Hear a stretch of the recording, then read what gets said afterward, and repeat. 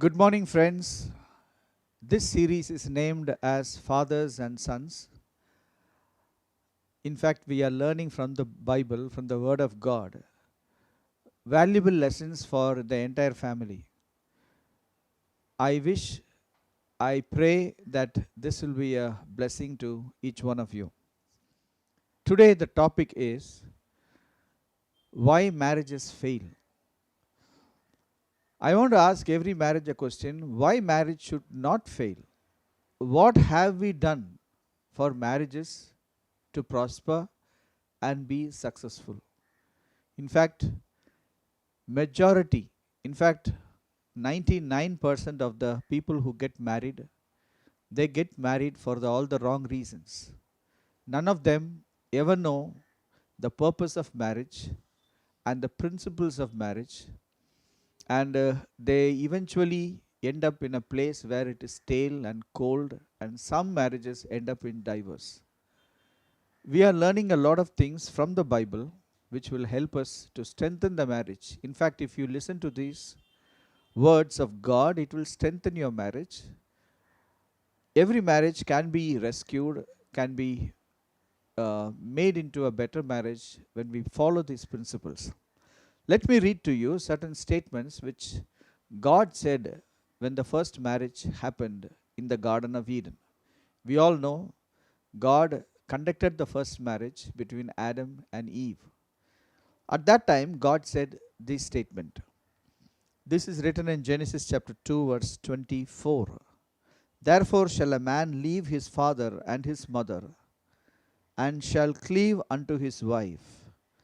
In fact, in the last message, I was sharing something about leaving and cleaving. Unless you leave, you cannot cleave. Many people want to cleave with a wife or be happy with the wife or the husband, but they are not ready to leave. Please understand, to cleave with your spouse, you need to leave many other relationships. In fact, you should not only leave your father and mother, you should also leave your money away. All your many things can come between husband and wife. Everything need to be left behind, so that husband-wife relationship will become a better relationship. Why we should make a husband-wife relationship better? Let me also tell a reason why marriages should be good. In fact, the marriages of today, they are the hope of tomorrow. In fact, every marriage we produce children. Every marriage produces children, and the children always carry the scars of the marriage. Please understand, if you and your wife or your husband, when you fight between husband and wife, let me tell you, it will produce a scar in your children which they will carry on in their marriages. That is why it is always better for us to improve the marriage at every point. Here God says, you will leave your father and mother, and you will cleave to your wife, and they shall become one flesh. Now here it says one flesh. Many people, they think one flesh means becoming one body. That is due to when the marriage is consummated on the bed, people think that they become one flesh. In fact, they become one body. One flesh is something which is beyond the physical relationship. Please understand, my friends. Here it talks about one flesh. What is a flesh? If you read 1 Thessalonians chapter 5, verse 23, it divides every human being into three parts: spirit, soul, and body. Please understand, body is different, flesh is different. Many of us, we equate flesh and the body. This is one of the things which can make your understanding very poor. Flesh is different, body is different.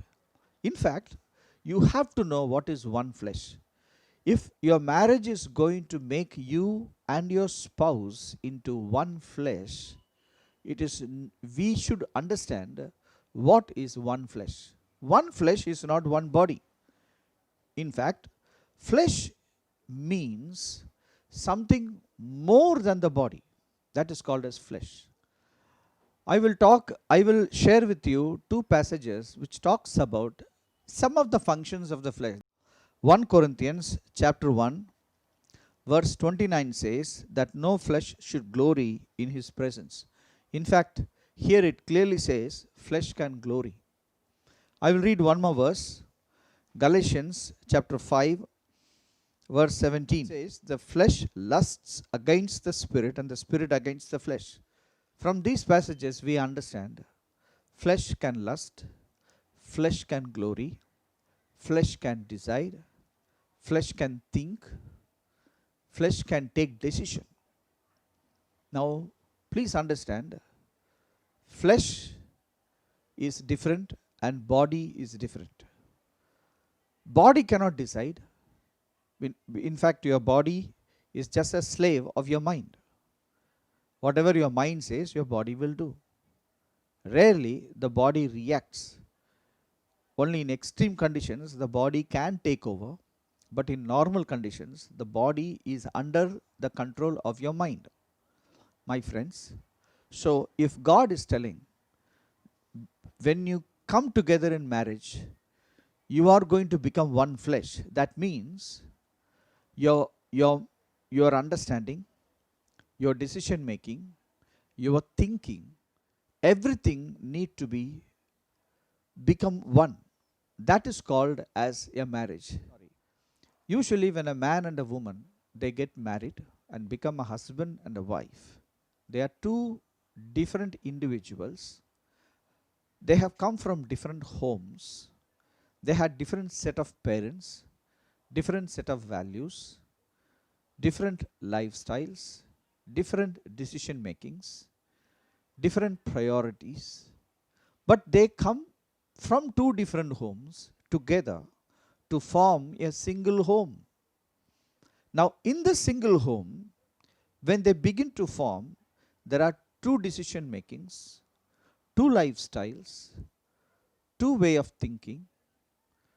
There are everything is two. Whatever the husband has learned from his house, he is going to do. What the wife has learned from her own mother and father, she is going to do. So both of them, when they come together like this, in the beginning, the first part of your marriage will be, you have to understand each other. Why he is doing like that? Why she is doing like that? But this is a time where there is a level of cleaving. When you understand each other, you cleave towards each other. You should always find out why she thinks that way, why he thinks that way. There may be a valid principle behind whatever they are talking, whatever they are doing. When I got married, the first part of my marriage had a lot of surprises because I left my hometown. I went and stayed in my wife's city. When I went and stayed in another city, in another background, in another culture, in another language, I had so many surprises in store for me. So the first part of our marriage was understanding each other. Without an understanding, how can there be a cleaving? When you begin your life with misunderstanding, how can you cleave? In fact, let me tell you, we all have a perfect understanding with our parents. See, I was already a mature adult when I got married. I am very comfortable with my dad and my mom. We come from the same culture. We lived together for almost 30 years. So I know exactly what to expect, what to do, what not to do, what is wrong, what is right, everything I knew. The same is the case with my own wife. She comes from another family. She exactly knew what to do, at what point, how to go, how not to do, everything she knows. But when we started our life together, let me tell you, what was right in my eyes was not right in her eyes. And what was right to her was not right for me. Now, we come from such differences. Now, we are already comfortable with our own parents. Why we should leave our father and mother? It is very, very simple and important. And it is very easy. We are already comfortable with them. If we don't leave them, how can we cleave with our own spouses? Let me tell you, it is very easy to work with our parents. Even today, working with my father and mother is very easy because they talk my language. I know exactly how to go about. Same is the case with my wife. But the truth is this, what I do not know is how my wife is going to look at it. The way we eat, the way we do everything is very different. Okay. So it is very important that we understand each other. Especially there are some things which we have to not only understand, we have to tolerate each other. Some things can be irritating. Now, for the greater things of life, these smaller things need to be discarded, should be ignored, my friends. Sometimes the way somebody eats can be very offensive. The way somebody does certain things can be very offensive to the other person. So please understand each other so that there is a greater cleaving. Now, the husband and wife should come to such a place of understanding that they become one. That means Christ is talking about a unity which is simply has no compromise. Genesis chapter 2 verse 24 says like this, therefore shall a man leave his father and his mother, and shall cleave unto his wife, and they shall be one flesh. I think there is absolutely no concession. It says one flesh. That means not only a unity in some understanding, it is exactly the same.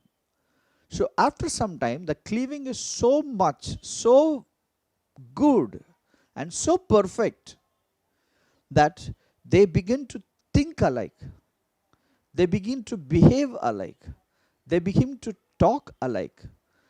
Everything of a husband and wife will be exactly the same. The wife exactly thinks how the husband thinks. The husband thinks exactly like the wife. They think alike. Their desires are the same. Their ambitions are the same. Their goal becomes same. Their purpose becomes same. The way they behave, react, and act becomes same. So much so, there is such a give and take that they become one flesh. My friends, this is the secret of marriage. Many times, people who carry this Bible, they do not know the secret. They tolerate each other. Husband is tolerating the wife is tolerating the husband.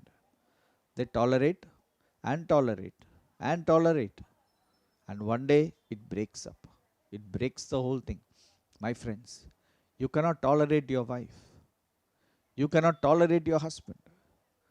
All the guys who tolerated, they have given up. That is why you should become one flesh. Unless you become one flesh, your marriage is not going to be successful. You can always adjust in your marriage. That's what happens in many marriages. They just adjust and they come to a place where everything is very cold, my friends. Things need to be warm. For that, you should have a perfect understanding. So, my young people, if you are planning to get married, you better see that your spouse, whom you are going to get married, knows this truth. If she or he doesn't know this truth, and if he is humble enough to learn it from you, you please teach him this principle. If you are in such a place where you are doing the matchmaking, teach this to the people who are coming together. They need to have one flesh. One flesh is not just coming together physically. Many times, coming together physically is a part of unity. It cannot be the entire unity. The entire unity is one flesh. One flesh comes when the thinking pattern of both the husband and the wife becomes parallel. The understanding is so great that they think alike, they react alike. They not only act, but they react also alike. I'll tell you something. When you come together in marriage, there can be difference. The thinking pattern can be different. Nothing wrong about it. It's very obvious. The truth is, after some time, if it is again the same, then there is no improvement. That marriage is going to end up very stale and very cold. Bible says they have to become one flesh. May the Lord bless you as you listen to these words. If you are married, you take every effort with your spouse so that you think alike. You first do the understanding.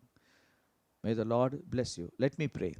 Heavenly Father, I thank you, Lord, for these profound words which you have said in the Bible. Lord, this is a manual for our success.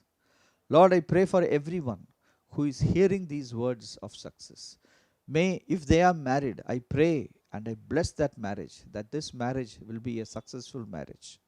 This marriage will reach the potential and the purpose which God had planned for it. Thank you, Father. Thank you, Jesus. If the person is unmarried, I pray, Lord, that he will find or she will find the right person to be married so that they can do the will of God. They can do the kingdom principles in this world of Father. Thank you, Father. Thank you, Jesus. In the mighty name of Jesus, I pray. Amen.